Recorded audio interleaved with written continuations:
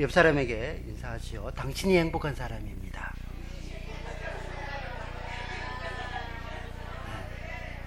주님께서 여러분에게 행복한 사람이다 라고 말씀하시죠. 왜냐하면 여러분이 바로 예수님을 통해서 구원을 받은 사람이기 때문인 줄 믿습니다. 행복은요, 큰 것에서 시작되는 것이 아니라 작은 것에서 감사할 때 그곳에서부터 행복이 시작되는 줄 믿습니다. 그래서 오늘 우리가 함께 이렇게 예배하고 있다, 또 주님 앞에 나와서 찬양하고 있다, 이게 가장 큰 행복인 줄 믿습니다. 찬양에서 그랬죠. 하나님의 자녀로 살아가는 것, 그것이 행복입니다. 행복입니다. 여러분 행복자이십니다. 주님이 그렇게 여러분에게 선포하시고 또 그렇게 고백했으면 좋겠습니다. 나같이 행복한 사람이 없다. 나는 행복자다. 왜? 예수님이 나와 함께 하시기 때문입니다. 그렇게 되시기를 바랍니다. 오늘은 이제 보물을 하늘에 쌓아두라 라는 제목으로 말씀을 전하는데요. 참 돈이 우리가 막 쫓아간다고 그 돈이 이렇게 잡혀지지 않는 것 같습니다. 다 돈에 욕심이 없는 사람이 어디 있겠습니까? 다 돈 벌고 싶고 뭐 또 많은 돈 가지고 싶은데요.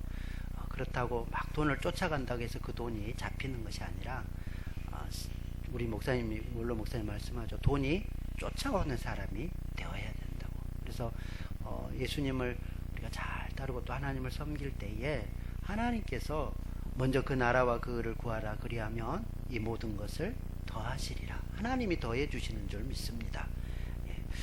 그 미국에 있는 대부호죠. 그 주식으로 큰 부자를 이룬 그런 워렌 버핏, 발음도 잘 안 되네요. 워렌 버핏이라는 사람이 있죠. 어마어마한 부자인데 이분하고 해마다 이렇게 식사를 하는데요. 한 끼 딱 식사를 하는데 그 식사 비용이 2018년도 기준으로 35억이었습니다. 작년에는 놀라지 마십시오. 한 끼 식사하는데 54억이었습니다. 54억. 한 끼가. 그러면 뭐 대단한 거 먹느냐? 그 먹는 것은 그냥 고급 갈비 6만원짜리 이렇게 먹는다고 그럽니다. 그리고 술 18,000원짜리 이렇게 같이 먹고요. 그런데 뭐 특별하게 무슨 이야기가 오가느냐 그런 것도 아니고요. 특별하게 무슨 그 투자처를 알려주기는 한다고 그럽니다. 이곳에 이런 곳에 투자하시면 됩니다. 그렇게 하는데 그곳에 이제 7명 정도가 함께 동석해서 이렇게 하는데요. 참 어마어마한 돈을 내놓고 식사하는데 그 돈을 벌기 위해서 그걸 하는 것이 아니라 사실은 그 돈을 이제 그렇게 모아서 자선 사업에 다 투자를 한다라고 그렇게 말하죠. 좋은 일에 이렇게 쓴다라는 것입니다. 우리가 돈을 이렇게 많이 버는데 돈 하다가 어떻게 되죠? 돈 사람이 되기 쉽습니다. 그래서 너무 돈 그렇게 하지 않았으면 좋겠는데 오늘 예수님께서도 삼가 탐심을 물리쳐라. 돈 하지 말아라. 지금 그렇게 말씀하고 있는 것이죠. 13절에서 15절까지 읽어보시면 13절을 보시면 무리 중에 한 사람이 이르되 선생님 내 형을 명하여 유산을 나와 나누게 하소서 하니 이르시되 이 사람아 누가 나를 너희의 재판장이나 물건 나누는 자로 세웠느냐 하시고 그들에게 이르시되 삼가 모든 탐심을 물리치라.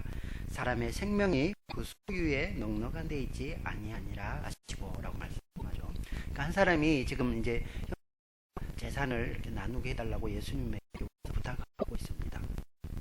두 가지 가능성이 있는데요. 첫째는 그 형이 재산을 다 차지하고 이 사람에게는 돈을 주지 않았던 것 같아요. 재산을 나눠주지 않았을 수 있다라는 것이죠. 두 번째 가능성은요. 그 유대 사회에 있어서 장자는 두 배의 몫을 갖습니다. 그래서 형이 2배를 차지하고 자기는 조금 이렇게 가져서 그것이 억울했던 것이죠. 그래서 예수님 앞에 가서 형하고 좀 공정하게 나눌 수 있도록 해주십시오. 그렇게 요구했을 가능성이 많다라는 거죠. 저는 첫 번째 가능성보다도 이 두 번째 가능성이 훨씬 많다라고 생각됩니다. 왜냐하면 전혀 이 사람이 그 재산을 받지 않았다면 예수님께서 너 탐심이 많구나, 탐심을 물리쳐라 이렇게 말하지 않았을 것이기 때문이죠. 것이죠. 그래서 이 사람이 아마 자기가 받은 목 그것보다 더 훨씬 많은 것을 요구하면서 주님 앞에 좀 해결해 주십시오. 그러니까 예수님께서 탐심을 물리쳐라. 생명이 소유에 넉넉한 데 있는 것이 아니다. 이렇게 말씀하신 것이죠. 그래서 그 뒤에 또 부자의 비유죠. 그 비유를 이 사람에게 설명하시면서 그 어리석은 부자에 대해서 이렇게 쭉 말씀하고 있죠. 그래서 결론은 뭐냐면 네가 어리석은 부자다. 그러니 그렇게 어리석게 되지 말아라. 이렇게 말씀하고 있죠. 여러분 오늘 이 두 사람 그 몫을 더 달라고 했던 이 둘째 아들이라고 말할까요? 그 아들 또 어리석은 부자 같은 사람이죠. 그런데 이 사람이 오늘날 말씀을 듣는 저와 여러분이다라고 볼 수 있습니다.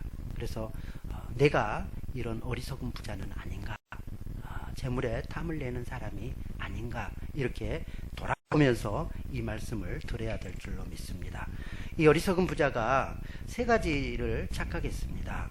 여기 써놓은 대로 첫째는 뭘 착각했습니까? 재물의 주인에 대해서 착각했습니다. 재물의 주인. 두 번째는요, 생명의 주인에 대해서, 누가 주인인지 그 생명의 주인에 대해서 착각했습니다. 세 번째는요, 영원한 안식의 주인에 대해서, 안식의 그런 주인에 대해서 착각했습니다.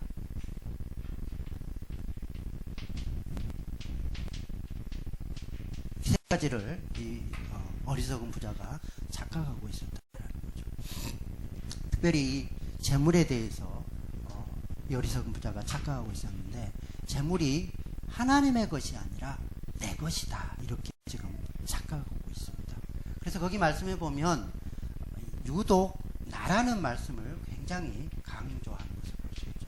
그래서 내가 이렇게 말하는 것을 보게 됩니다.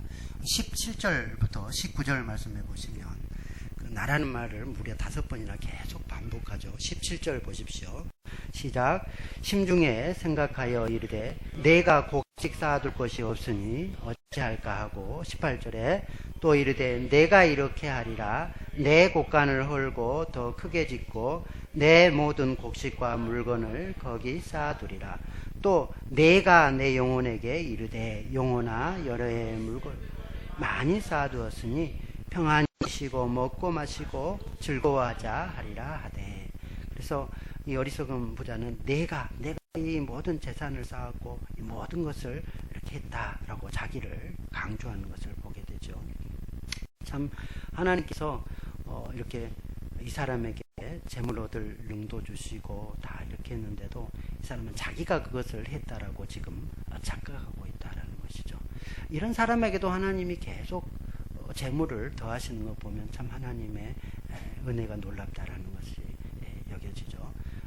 이 사람이 곡식을 쌓아둘 곳이 이미 부자가 되었죠. 부자가 충분히 되었는데도 하나님께서는 그 해에 또 소득을 더 많이 주십니다. 그래가지고 더 곡간을 크게 지을 정도로 그렇게 계속 쌓아두는데, 이 사람이 여전히 하나님이 나에게 주셨다라는 이런 생각은 없었더라라는 것이죠. 이 내가 이 강조하는 이 말을 우리는 좀 주의 깊게 살펴봐야 되는데요. 다니엘서 4장에 보면, 다니엘서 4장 31절입니까? 29절로 31절 한번 좀 찾아주시죠. 다니엘서 4장 29절부터 31절에 보면 이 부자와 비슷한 그런 말이 나옵니다. 다니엘서 4장 29절이요. 여기서도 내가 라는 말에 좀 주의해 주십시오. 시작. 12달이 지난 후에 내가 바벨론 왕궁 지붕에서 거닐세. 나 왕이 말하여 이르되 이 큰 바벨론은 내가 능력과 권세로 건설하여 나의 도성으로 삼고 이곳으로 내 위엄의 영광을 나타낸 것이 아니냐 하였더니, 31절. 이 말이 아직도 나의 왕의 입에 있을 때에 하늘에서 소리가 내려 이르되 느부갓네살 왕아 내가 말하노니 나라의 왕위가 내게서 떠났느니라. 아멘. 그러니까 이 느부갓네살 왕이요, 왕궁에서 거닐면서 그 바벨론 시내를 쫙 바라보면서 내가 이렇게 이루었다, 나다, 내가 했다. 그러니까 하나님께서 그것을 들으시고 네가 아니라 내가 했다. 너 그것 깨닫는 동안 7년 동안 이렇게 짐승처럼 풀을 뜯어먹고 그 이슬을 먹으면서 그렇게 살아야 될 것이다. 그래서 매 발톱을 하고 짐승처럼 그런 광야에서 이렇게 이제 살게 되지요. 7년이 다 되었을 때에 이 느부갓네살 왕, 위대한 왕이죠. 그 왕이 이 모든 것을 하나님이 하시는구나 라는 것을 깨달았습니다. 그때 다시 지혜가 돌아오고 자기의 맨정신으로 돌아와서 다시 왕위를 회복하였더라 라고 기록하고 있죠. 그러니까 이게 정말 중요한 것입니다. 하나님께서 내가 한 것이 아니라 하나님이 이 모든 것을 주셨고 하나님이 하셨습니다. 여러분, 이 반드시 이 고백이 여러분의 입에서 나와야 될 줄로 믿습니다. 내가 했다. 나야, 나. 이러면 이 어리석은 부자와 같이 될 것이고, 이 느부갓네살 왕처럼 짐승처럼 그렇게 될 것입니다. 그러니 여러분이 겸손하게 내가 나의 주인이 아니라 하나님이 이 모든 것을 주셨고 나의 주인입니다. 이런 고백이 있어야 된다라는 것이죠. 여러분, 특별히요, 하나님이 우리에게 이런 재물 얻을 능력을 주셨습니다. 신명기 8장 17절로 18절 말씀을 좀 찾아주십시오. 신명기 8장 17절 18절 말씀에 보면요, 여러분이 재물을 얻고 좀 부자로 살고 집도 여러 채 가지고 이렇게 살면은 내 능력으로 내가 이렇게 살았다, 내 지혜로 이렇게 했다 라고 착각할 수 있는데, 그것이 아니라 그 얻을 능력을 누가 주셨다고요? 하나님께서 주셨다라는. 신명기 8장 17절 18절입니다. 시작. 그러나 내가 마음에 이르기를 내 능력과 내 손의 힘으로 내가 이 재물을 얻었다 말할 것이라. 18절. 내 하나님 여호와를 기억하라. 그가 내게 재물 얻을 능력을 주셨습니다. 이같이 하심은 내 조상들에게 맹세하신 언약을 오늘날 같이 이루려 하심이니라. 그러니까 이 사람이 먹고 살만하고, 이스라엘 백성들이 먹고 살만하고 이제 모든 것이 풍족하니까 그 마음에 이르기를 이 모든 것을 내 손으로 했다, 내가 했다. 그러니까 하나님께서 그것이 아니라 하나님께서 오늘날 너에게 이런 재물을 주셨고 재물 얻을 능력도 주셨고 지혜도 하나님이 주셨다. 그러니 네가 하나님 앞에 영광 돌리는 것이 옳지 아니하냐. 지금 이 말씀을 아는 것이죠. 여러분, 이것을 이렇게 꼭 기억해야 될 줄로 믿습니다. 하나님이 주요. 그러니까 여러분, 우리가 오늘 우리 교회는 참 너무 감사하게도요, 그 헌금을 너무 하나님 앞에 참 잘하잖아요. 11조도 드리고 감사 헌금도 이렇게 드리는데 너무너무 감사합니다. 그것이 사실은 하나님 이거 받으세요, 이거 하나님 내 거 하나님 앞에 드립니다 하면서 이렇게 드리는 것이 11조의 정신이 아닙니다. 하나님, 교회가 너무 가난하니까, 우리 목사님 먹을 것도 없고 그러니까 내가 드리지 않으면 교회 굶어 죽을 것 같으니까 내가 이거 하나님 앞에 드립니다, 이렇게 해서 예물 드리는 것이 하나님 앞에 드리는 것이 아니라는 거예요. 11조 드리는 정신은요, 그렇습니다. 여러분, 드릴 때 11조 드리고도 손해보지 마십시오. 이런 마음을 알아야 온전한 11조가 되는 거예요. 11조 드리는 정신이 뭡니까? 하나님의 것입니다. 이 모든 것을 하나님이 나에게 주셨습니다. 그러니 나도 구별하여 10분의 1을 하나님 앞에 드립니다. 이 정신인 것입니다. 그러니까 다 하나님이 주셨고요, 내게 있는 모든 것이 다 하나님의 것인 것을 고백을 담아서 10분의 1을 하나님 앞에 드립니다. 이게 11조의 정신인 것입니다. 재물이 내 것이 아니에요. 내 것 이만큼 떼어가지고 하나님 다 받으십시오, 이것이 아니라는 거예요. 다 하나님 것입니다. 하나님이 이것을 나에게 주셨습니다. 감사합니다. 그래서 10분의 1을 구별하여서 하나님 앞에 드립니다. 앞으로도 더 주실 줄 믿습니다. 씨앗으로 심는 것이잖아요, 10분의 1을. 그런 정신으로 하나님 앞에 마음을 담아서, 사랑을 담아서 드리는 것. 그러니까 소유권이요, 이 부자처럼, 어리석은 부자처럼, 또 느부갓네살 왕처럼 내 것이다가 아니라 다 하나님 것입니다. 그러니 하나님이 나에게 주셨으니 10분의 1 하나님 앞에 정성껏 감사함으로 드립니다. 이렇게 드리는 11조를 하나님이 받으시는 줄 믿습니다. 그래야 된다라는 거예요.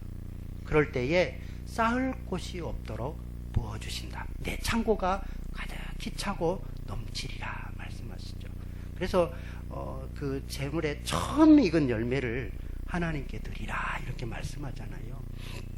처음 것을 하나님 앞에 드린다 그 말은요, 온전한 것, 가장 중요한 것, 소중한 것, 가장 아름다운 것, 그것을 하나님 앞에 드린다 그 말이에요. 내가 쓸 것 다 쓰고 찌끄러지 다 이거 11조 하나님 이거 남았어요, 나머지 받으소서, 이렇게 드리는 것은 온전한 11조가 아니라는 거예요.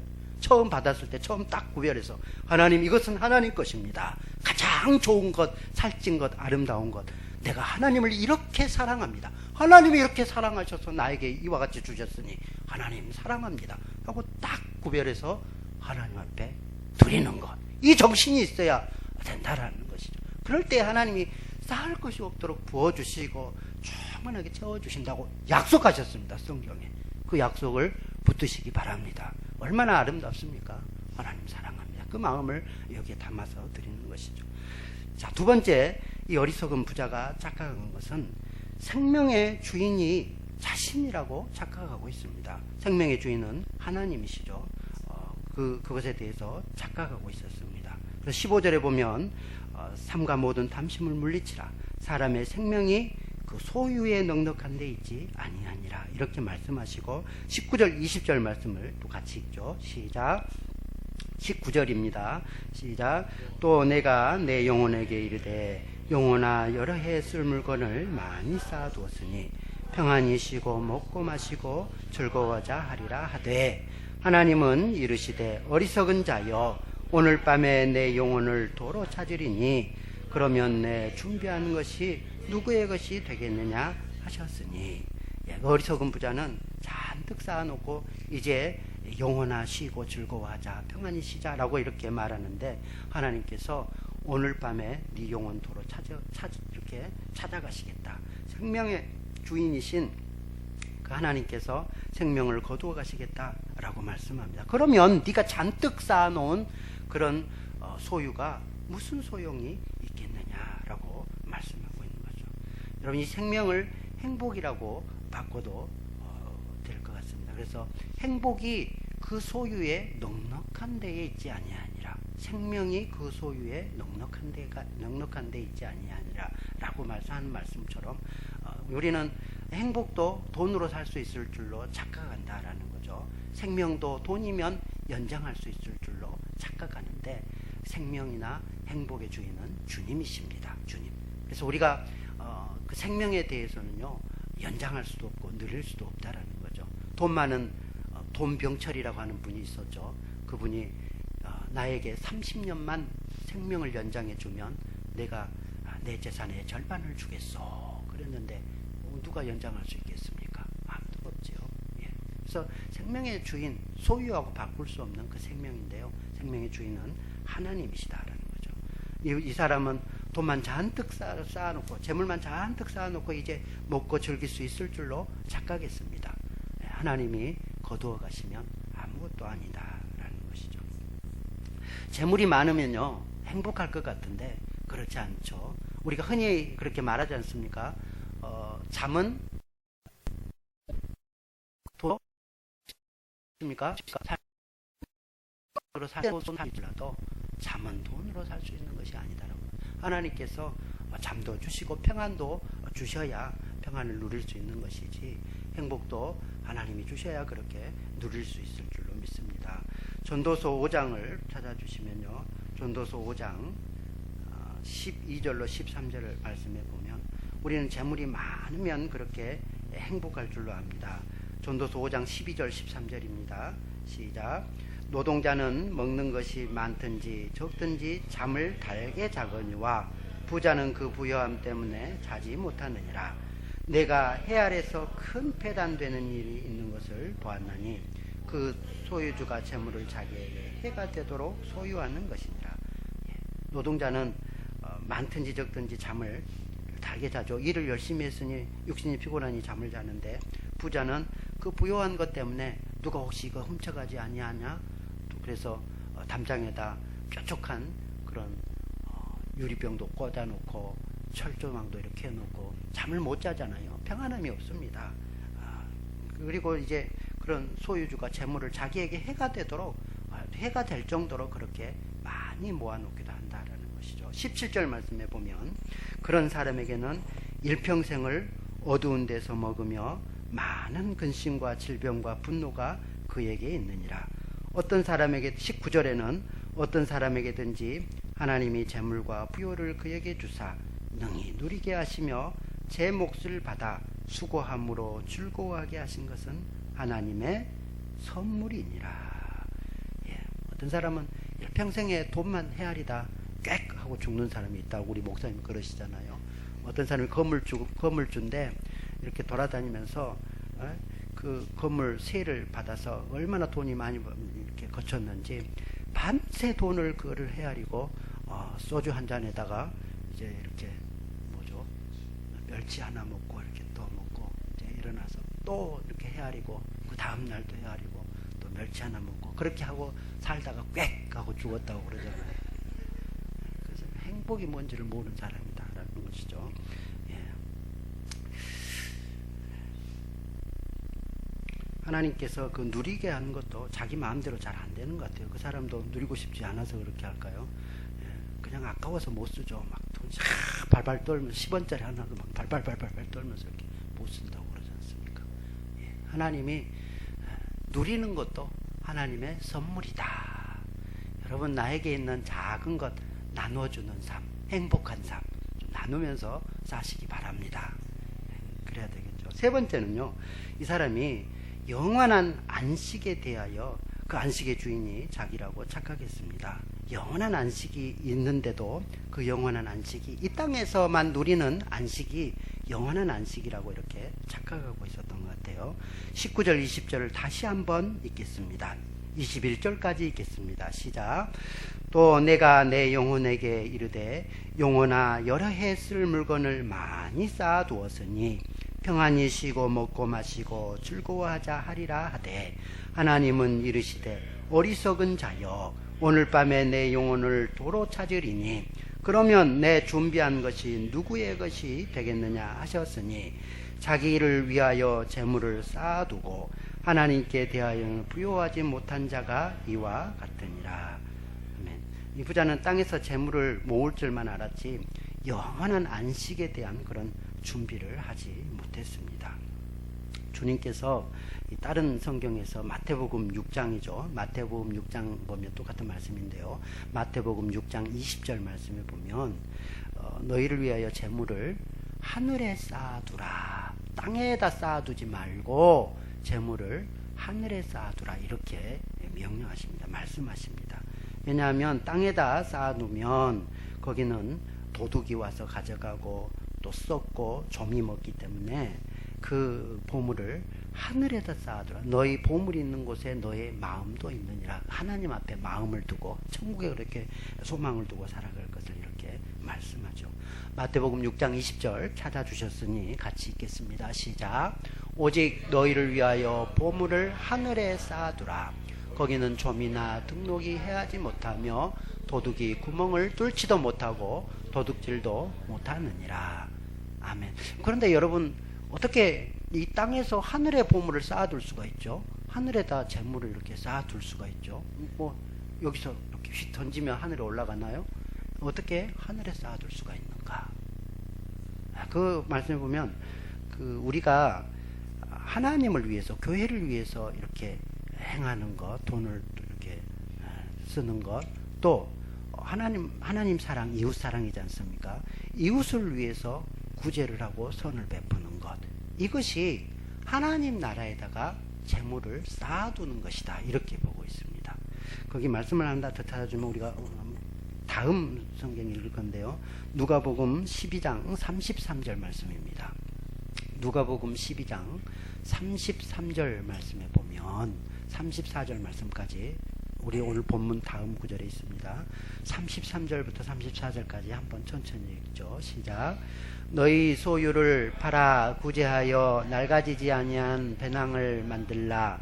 곧 하늘에 둔 바 다함이 없는 보물이니 거기는 도둑도 가까이 하는 일이 없고 좀도 먹는 일이 없느니라. 너희 보물이 있는 곳에는 너희 마음도 있으리라. 아멘. 그러니까 하늘에다가 이 배낭을 만들어 이렇게 놓고 그곳에 쌓는 일인데, 뭘 하면 그렇게 되느냐?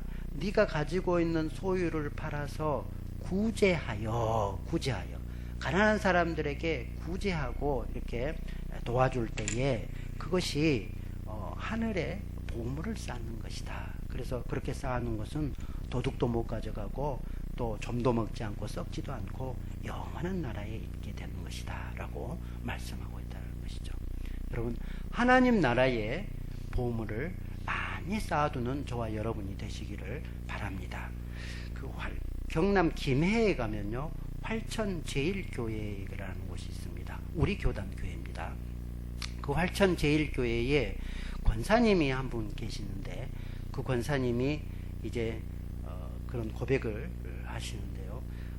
사연즉 이제 어떤 죽을 그런 고비가 닥쳐서 병이 들어서 이제 천국에 갔다 온, 천국과 지옥이 있는데 그 천국에 갔다 온 그런 이야기를 이렇게 간증합니다. 이런 간증이 굉장히 비슷한 것 같아요. 제가 꿈을 꿔봐도 이런 비슷한 꿈을 꿉니다. 잘 들어보시기 바랍니다. 이분이 이제 그 꿈에 천국에 갔는데 베드로 사도라고 그러죠. 베드로 사도를 만났다고 합니다. 그래서 이 베드로 사도에게 이제 간청을 하는데, 내가 장차 살게 될 그 천국의 집을 좀 보여주십시오. 이렇게 이제 부탁을 하죠. 그러니까 베드로 사도가 그건 안 된다, 금지되어 있다, 보여줄 수 없다, 이제 이렇게 말하죠. 그러니까 그래도 꼭 한 번만 보여주면 좋겠다. 막 졸랐더니, 그러면 베드로 사도가 내가 한번 주님께 물어서 허락을 받겠노라 하고 이제 이 사람을 데리고 갑니다. 처음에 이제 데리고 가는데 그 황금집이라고 그러지 않습니까? 황금길이라고 그러죠. 그 비단 무슨 보석으로 쫙 깔려 있는 그런 길인데 어마어마하게 그렇게 큰 황금집을 지나 이렇게 가는데 중간중간 저 중에 내 집이 있습니까? 아니다 그러더라고요. 조금 막 갔더니 조금 못한 집이 있는 거예요. 그래서 저게 내 집입니까? 그랬더니 그것도 아니다 하고 한참을 갔더니 이제 창고 같은 그런 집이 이렇게 나타나더라고요. 그렇죠? 그리고 창고도 이것도 네 집이 아니고 그 옆에 있는 건데 기둥 하나만 딸랑 이렇게 세워줬고, 그리고 위에는 이렇게 지붕 간신히 덮어져 있는 그런 집이에요. 그래서 이 권사님이 이게 내 집입니까? 그렇다, 이게 네 집이다. 그래서 아니 왜 이런 집입니까? 그랬더니 땅에서 재료가 올라오지 않았다. 네가 땅에서 행한 선한 일들이 재료가 되어서 하나님 앞에 올라오는데 네가 땅에서 아무것도 심지 않았으니 재료가 올라오지 않았구나. 그렇게 말씀합니다. 그래서 이 권사님이 깜짝 놀라서 나에게 한 번만 더 기회를 주십시오. 한 번만 기회를 주십시오. 그래서 이제 주님께서 다시 기회를 주었다고 그러죠. 그래서 이제 내려와서 그 활천 제일교회를 이렇게 섬기면서 정말 충성을 다해서 하나님 앞에 이렇게 그 교회를 위해서 봉사하고 어려운 이웃을 위해서 봉사하고. 왜요? 천국에 이제 자기 집을 보고 왔으니까. 그런데 이제 똑같은 그런 간증을 이제 목사님이 저번 날 이렇게 말씀하셨는데 비슷한 간증인 것 같아요. 그 박용규 목사님이라고 혹시 들어보셨죠? 저 높은 곳을 향하여라는 그 책을 쓰고 그 영화로도 나왔지 않습니까? 저 높은 곳을 향하여 그 책을 쓰셨던 그분인데, 그분이 이제 천국과 지옥 간증에 대해서 이렇게 하시는데요. 비슷한 그런 간증을 하는 것을 보게 됩니다. 그래서 그분도 이제 이렇게 하나님 나라에 가서 천국과 지옥을 다 보고 오게 되는데, 그 천국을 보여주는데 똑같이 그렇게 가도 끝이 없는 그런 길을 가서 마지막에 이제 딱 보여주는데 역시 똑같이 자기 집이 허름한 그런 집이에요. 기둥 있고 지붕 있고 간신히 이렇게 둘러싸여 있는 그런 집. 그런데 그 천국에 가장 큰 집을 소유하는 그런 분들이 네 분인가 이렇게 있었다라고 말하는데, 첫째는 무디, 전도를 많이 했던 그 무디 선생님의 집이 어마어마하게 아름다운 크면서 제일 크면서 아름다운 그런 집으로 있더라. 또 전도를 많이 했던 그 웨슬레 목사님의 그 집도 그렇게 아름답고, 최권능 목사님, 우리나라에 있죠, 예수천당 불신지옥 외쳤던 그 목사님의 집을 보았더니 뭐 어마어마하게 크고 닦고 그렇게 왕금집으로 되어져 있는 그런 집이더라라고 말하죠. 그래서 자기 자신의 집을 닦아봤더니 뭐 기둥 하나 있고 이렇게 허름한 그런 집이어서, 아니 내가 이렇게 선한 일도 많이 하고 착한 일도 많이 했는데 왜 내 집은 이렇게 허름합니까? 나는 거기서 저 높은 곳을 향하여 책을 이렇게 써서 그것에 나온 수익으로 학교도 세 개나 이렇게 지어서 헌납하고 교회도 이렇게 위해서 봉사하고 이렇게 했는데 왜 내 집은 이렇습니까? 라고 그렇게 물었더니, 그것은 네가 땅에 있을 때에 무슨 상 다 받은 것이 아니냐, 사람들에게 칭찬받고 다 받았으니 그것은 재료로 올라오지 않냐. 역시 똑같이 그렇게 재료, 이 사람 전혀 다른 사람입니다. 그 원사님하고 이 목사님 들은 것도 전혀 다르고. 그런데 이 목사님도 역시 이 땅에서 행한 대로 재료가 하늘에서 이렇게 올라오더라는 것입니다. 행한 대로. 그래서 그곳으로 이렇게 집을 짓는데 네 재료는 아무것도 올라오지 않았다라고 그렇게 말하고 있는 거예요. 그래서 이제 이 목사님도 하나님 앞에 이제 다시 기회를 달라 그래서 이 땅에서 정말 이제 자기가 소유했던 모든 것을 다 나눠주게 되는데요. 아까 그 학교 3개 있다고 그랬잖아요. 거기에서 나온 그 용인 쪽에 있었던 거, 아무튼 거기에 있었는데 어마어마한 그런 그 가격이 나가는, 그때 돈으로 2천억이니까 지금 뭐 더 훨씬 어마하게 나가겠죠. 그래서 2천억 원이나 되는 그 땅과 소유를 다 팔아서 가난한 자들에게 다 나눠주고요. 그리고 자기가 소유했던 그 6억 원짜리 그때 당시에 그 집을 지금은 뭐 몇십억 하겠죠. 그거를 다 팔아서 또 나눠주고, 자기가 가지고 있던 승용차며 모든 재산을 다 팔아서 가난한 사람들에게 다 나눠주고 교회를 위해서 이렇게 쓰고요. 그렇게 해서 자기 자신은 이제 아무 소유도 갖고 있지 않고 그렇게 살고 있다라고 그렇게 간증하는 것을 들었는데요. 이 사람이 확실하게 천국을 보고 온 것입니다. 하나님 나라에 그런 것이 있더라라는 것이죠. 여러분, 우리가 사는데요, 교회를 위해서 충성하고 봉사하고 또 가난한 이웃을 위해서 작은 것 쓰고 뭐 큰 거 하라는 거 아닙니다. 그런 거 작은 거 정말 마음을 담아서 하나님 사랑한 마음으로 그렇게 했을 때에 천국에서 재료가 올라가서 그곳에서는 더 큰 집, 아름다운 집이 지어지고 있는 줄 믿습니다. 그래서 여러분의 보화를 천국에다 쌓아두어라, 하나님 나라에 쌓아두어라, 이렇게 말하고 있는 거예요. 그 목사님이 이 땅에서 우리가 교회 생활하는 것이 헛되지 않는데 그 7가지가 하늘에서 재료가 된다라고 말하는데요. 우리가 기도하는 것, 또 말씀 보는 것, 교회를 위해서 여러 가지 봉사하는 것, 11조 하는 것, 헌금 드리는 것, 예배하는 것, 특별하게 전도하는 것, 이게 큰 그 하늘나라에서는 재료가 되더라라고 말합니다. 여러분, 우리가 오전에도 목사님 말씀하셨지만 전도합시다. 전도하면 하나님이 그곳에서 더 아름다운 집을 지어주실 줄 믿습니다. 여러분의 상급으로 올라갑니다. 전도 많이 하시기 바랍니다.